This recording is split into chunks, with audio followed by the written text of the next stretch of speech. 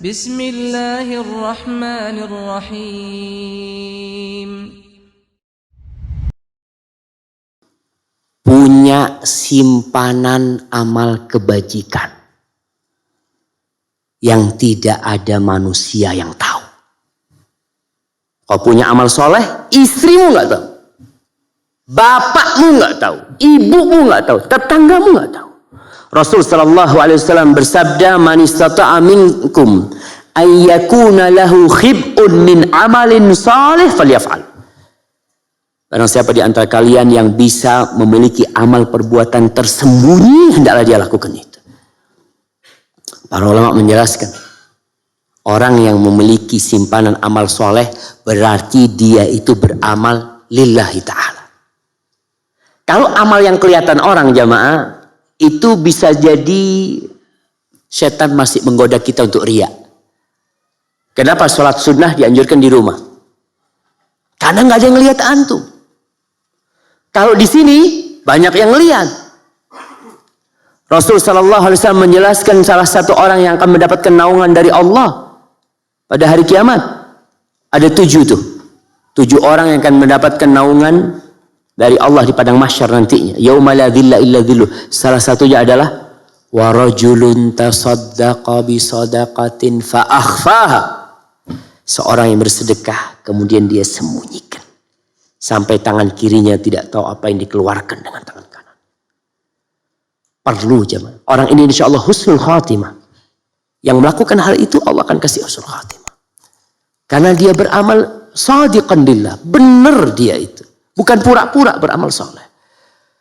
Kalau kita melihat kisah-kisah as-salafus soleh. Diceritakan Ali ibn Husain ibn Ali ibn Abi Talib.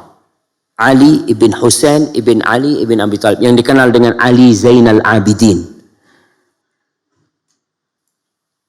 Disebutkan dalam kitab-kitab sejarah bagaimana Ali bin Husain ini dia suka bersedekah. Ketika di malam hari dia suka manggul makanan, dia taruh di depan rumahnya orang-orang miskin. Janda-janda ditaruh, diketuk, ditinggal. Terus tidak ada yang tahu.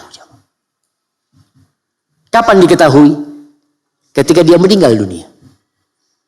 Ketika dia meninggal dunia, penduduk Madinah kehilangan sodakoh sembunyi-sembunyi. Nggak ada lagi itu datang beras, nggak ada lagi.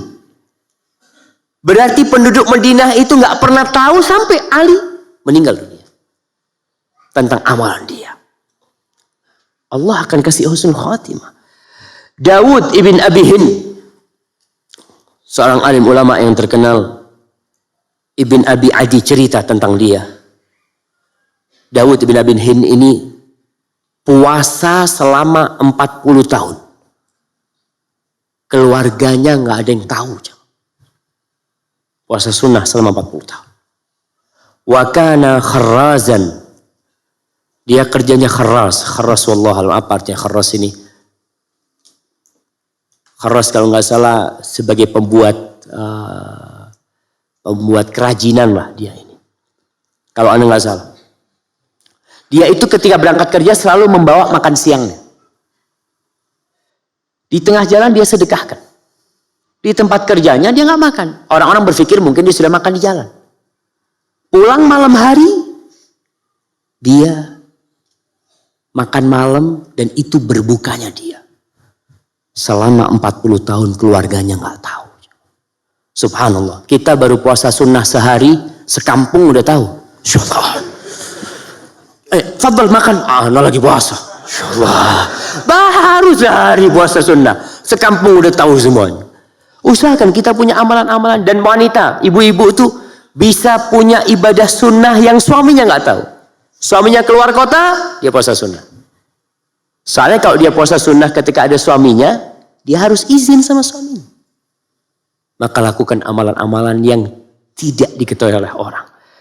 Ibnu Sirin, seorang tabi'in, dikatakan Ibnu Sirin ini kalau siang dia tertawa sama orang, ya, Masya Allah. Hidupnya senang sama orang.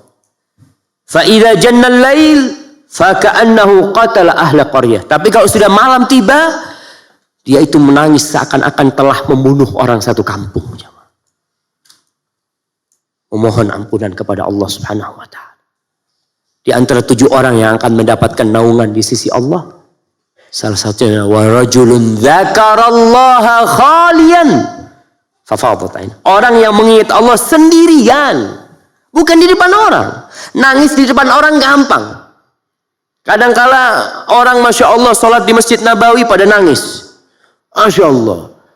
Setelah sholat, sahibnya tanya, antum kenapa nangis tadi? Ya imamnya nangis, nggak enak gak nangis kan? Jadi kadang-kala terharu kan, antum kadang-kala ada orang nangis, antum ikut nangis, padahal nangisnya antum hanya terharu. Yang di hadis ini disebutkan menangisnya itu karena takut kepada Allah, bukan karena terharu. Orang cerita tentang orang tua, pidato tentang orang tua, kemudian menangis. Menangisnya itu karena apa? Haru. Karena dia ya Allah ya. Kalau takut sama Allah, wallahu a'lam bissawab. Tapi yang jelas, antum harus punya amalan yang tidak ada orang yang tahu. Imran bin Khalid bercerita bahwasanya Muhammad bin Wasi', salah seorang alim ulama, subhanallah, yang dikatakan Muhammad bin Wasi' ini, kalau dia berdoa, tentara itu aman sudah. Muhammad bin Wasi' kalau dalam peperangan, pernah dalam satu peperangan, ada salah seorang panglimanya tanya, mana Muhammad bin Wasi'? Carikan dia. Cari, Muhammad bin Wasi' sedang berkomat kamit, dengan tombak dia pegang. Dan dia menunjuk ke langit. Apa kata panglimanya? Jarinya Ibn Wasi' ini lebih aku cintai daripada 1000 tentara. Apa yang dia lakukan? Allah kabulkan doa dia. Imam bin Khalid cerita, sesungguhnya ada orang, katanya Muhammad bin Wasi', ada orang yang menangis selama 20 tahun, istrinya nggak tahu. Dia nangis satu kasur jamaah, istrinya nggak tahu. Kadang-kadang kita kalau nangis, Masya Allah.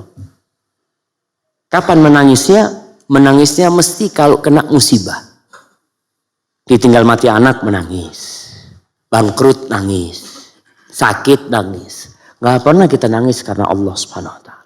Maka perlu kita berpikir, selama hidup kita, berapa kali nih kita nangis karena Allah? Hitungan tuh. Ada orang-orang yang selama hidupnya gak pernah nangis karena Allah.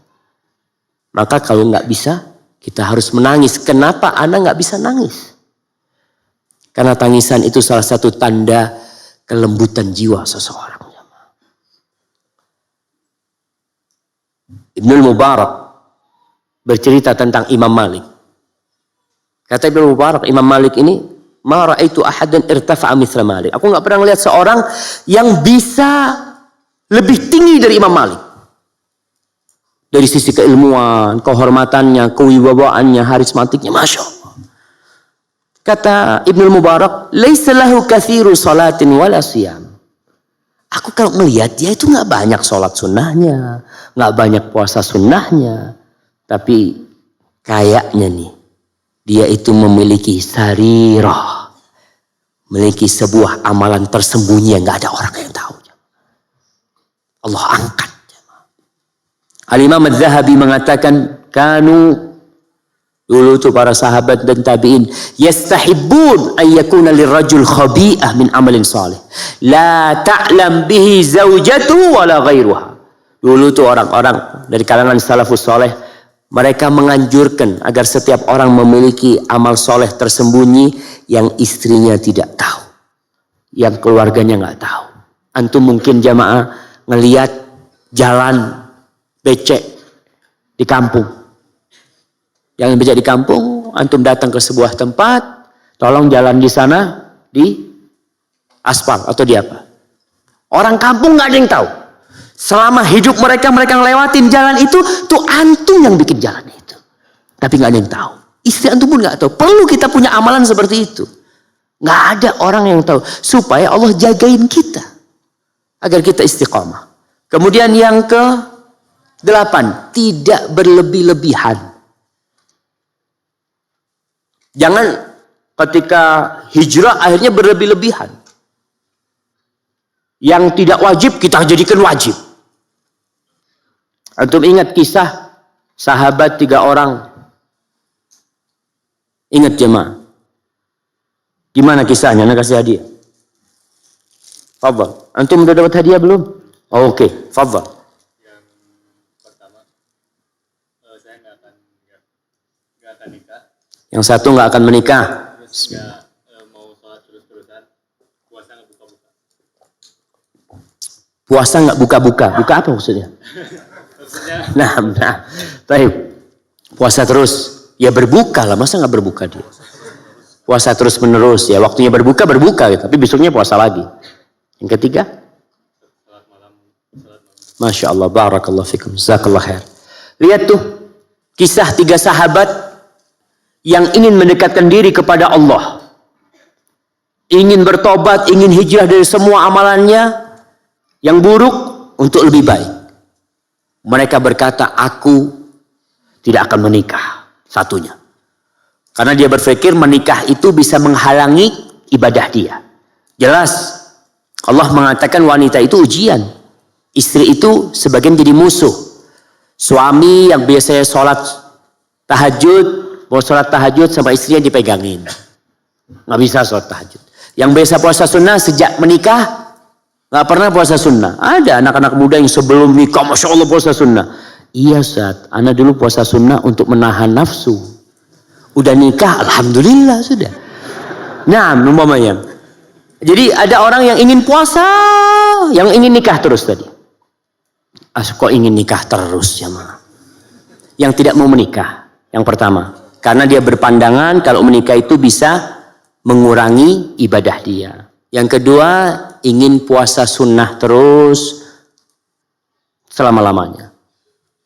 Yang ketiga, ingin sholat malam terus-terusan dan tidak tidur. Apa kata Rasulullah SAW? Nabi melihat ini nggak benar nih. Beliau langsung naik mimbar. Dikumpulkan semua sahabat. Ini ada sebuah pemikiran yang nyeleneh. Sebagian orang berpandangan ini baik. Orang kalau berpandangan suatu amalan itu baik, mungkinkah dia bertobat? Nggak mungkin. Orang itu bertobat ketika berpandangan ini salah. Tapi ini 3 sahabat berpandangan itu baik. Maka Rasulullah SAW langsung naik mimbar. Dia kumpulkan para sahabatnya. Ma balu aqwamin yaquluna kadza kadza. Beliau mengatakan, ada apa nih orang-orang yang mengatakan seperti ini dan seperti itu. Beliau tidak menyebutkan nama mereka. Karena bukan namanya yang penting. Tapi ucapan mereka ini yang perlu diluruskan. Siapapun yang mengatakan salah kalau ucapan itu salah. Itu termasuk adab dan etika Rasulullah SAW. Lalu beliau mengatakan, ama wallahi inni akhsyakum lillahi wa atqakum. Ketahuilah aku ini orang yang paling bertakwa di antara kalian. Orang yang paling takut kepada Allah di antara kalian. Aku itu sholat malam dan aku tidur. Aku itu puasa dan aku juga nggak berpuasa. Aku berbuka. Artinya pada beberapa hari beliau puasa, beberapa hari beliau nggak puasa. Wa atazawwajun nisa. Dan aku menikah dengan wanita. Barang siapa yang benci dengan sunnahku bukan dari golonganku, kata Rasulullah SAW. Maka jangan berlebih-lebihan antum. Jangan sampai antum karena hijrah baru tobat akhirnya mewajibkan sesuatu yang tidak wajib. Yang sunnah antum katakan wajib, nah katakan sunnah. Dan cuma antum ingin komitmen untuk melaksanakan, tafadhal. Rasulullah SAW menegur Mu'ad bin Jabal. Kadangkala ada satu anak baru tobat jadi imam, baca Al-Baqarah salat maghrib. Insyaallah. Berlebih-lebihan enggak? Berlebih-lebihan. Mu'ad bin Jabal salat Isya. Salat Isya baca Al-Baqarah, waktunya enggak apa-apa sih. Isya cukup untuk baca Al-Baqarah tuh insyaallah ada waktu. Tapi masalahnya dia enggak salat sendirian, banyak jamaahnya. Ada salah satu orang yang sholat bersama Mu'ad, dilihat kelamaan sholatnya Mu'ad, aduh panjang banget ini. Dia langsung sholat sendiri. Antum melihat Mu'ad bersama orang ini. Mu'ad berpandangan kalau tuh orang yang meninggalkan sholat, itu yang salah. Itu pandangan Mu'ad. Bahkan disebut munafik atau apa. Orang seperti itu. Maka sampailah berita itu kepada Rasul sallallahu alaihi wasallam. Yang ditegur siapa? Mu'ad. Bukan tuh orang. Rasul sallallahu alaihi wasallam mengatakan, "Afattanun ya Mu'ad? Apakah engkau akan menjadi orang yang menghidupkan fitnah?" Kata dia, "Kalau kau sholat sama orang, kau tahu di belakangmu itu ada orang tua, ada orang yang punya hajat, ada yang sakit. Maka bacalah surat Sabbih isma rabbikal a'la. Bacalah surat Hal ataka hadithul ghasyiyah." Maka para jamaah, jangan berlebih-lebihan. Inna hadad din yusr. Agama ini mudah. Wala yushaddad din ahadun illa ghalabah. Tidak ada satupun orang yang berusaha untuk mempersulit dirinya kecuali dia kalah. Makanya orang-orang yang terlalu berlebih-lebihan dalam beribadah, lama-kelamaan malah nggak beribadah dia. Ditinggalkan karena nggak kuat dia. Aduh kok berat banget nih, kau yang memberatkan dirimu. Maka Islam itu agama yang pertengahan. Antum sakit, nggak bisa wudhu, tayamum. Jangan maksakan diri. Ada orang enggak, anak mau wudhu. Karena pahalanya wudhu seperti ini, seperti wudhu, sakit antum akhirnya. Maka jangan. Kemudian ke masjid, hujan terus. Antum nggak harus ke masjid. Wah, tapi anak mau ke masjid. Pahalnya lebih besar. Nah, pahalnya lebih besar. Tapi kok bisa terpeleset atau apa, jalannya licin. Jangan memberatkan diri. Tetap yang wajib, katakan wajib, yang sunnah-sunnah, rukhsah diambil. Ada orang-orang yang tidak menerima rukhsah. Seperti ketika Rasul sallallahu alaihi wasallam dalam perjalanan lagi puasa nih. Sebagian sahabat sedang puasa dan Nabi sudah ambil gelas. Dia tunjukkan kepada para sahabatnya bahwa beliau berbuka. Ana izin minum dia. Bismillah.